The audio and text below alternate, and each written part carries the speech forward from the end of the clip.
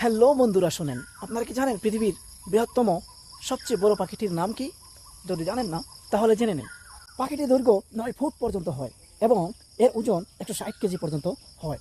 এই পাখির একটা ডিমের দৈর্ঘ্য গড়ে প্রায় 6 ইঞ্চি লম্বা এবং 5 ইঞ্চি প্রস্থ হয় এবং একটি ডিমের ওজন 1.5 কেজি পর্যন্ত হয়।